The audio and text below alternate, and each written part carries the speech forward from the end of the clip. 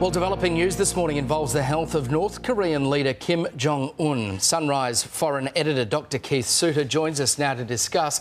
Keith, good morning. There are news reports this morning from a Japanese magazine and many others, conflicting reports about whether or not the leader is still alive. Certainly we know he's in a vegetative state. What are the international implications of this? These are very important developments because, after all, North Korea is now a nuclear power. And so that's our basic worry about North Korea. Who's going to get the nuclear weapons if the country falls into chaos? In the Western world, we have a smooth transition of power, as we see with one Prime Minister comes and another one goes, etc.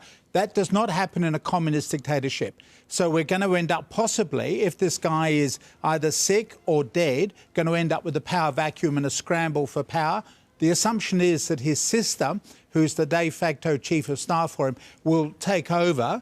The military may well want to keep her in power, but we just don't know what's going to happen. It makes a very volatile situation at a time we've got so many other worries. And don't forget, this is right on the border of China, which is our major trading partner.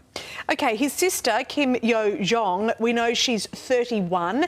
Would the North Koreans accept a woman as leader? I mean, we assume that that's more important to them to keep him in the family than to accept the fact that she's female. Well, she's the only one that's really available who would be able to take over if you want to keep it in the family. But traditionally, you don't get women running North Korean society. But of course, in Asia, there has now been quite a change, and you do have females in leadership positions. So it's not impossible that she could become the new leader. Keith, can I ask you about this? It can only be described as madness, I guess, this idea that doctors around the world have found themselves having to encourage people not to inject themselves with disinfectant after the comments we've seen by US President Donald Trump.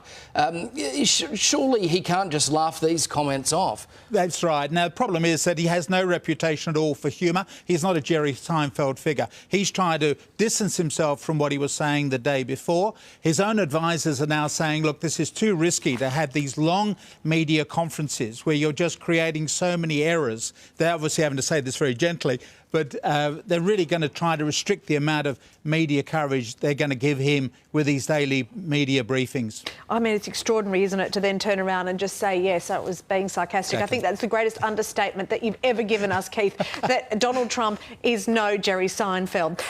Now, moving on, I just want to ask you about Singapore, because it was once praised for its very swift handling of coronavirus. It seems that they've got this second wave, which we've all been so concerned about. What's happening there? Yeah, so Singapore handled the initial infection very well. It has about 1/3 migrant workers living in overcrowded conditions, and that's where this second infection has taken off. So the authorities are now having to realise that you can't keep people packed together in dormitory accommodation, about 20 to a room. They've got to find a way of social distancing. It's a warning for Australia that we shouldn't boast about how well we're doing, because the virus can still find a way of bouncing back and create problems for us. Interestingly, that was actually one of the major problems with the Spanish flu epidemic. It was the people in the dormitories in this second wave that turned out to be worse than the first wave. All right, Keith, good to see you as always. Thank you. This is the great problem, isn't it, Mon, this fear of complacency in Australia. If we start to think we're getting on top of it, and then you've got the World Health Organisation coming out today now and saying immunity is not guaranteed even if you've had it.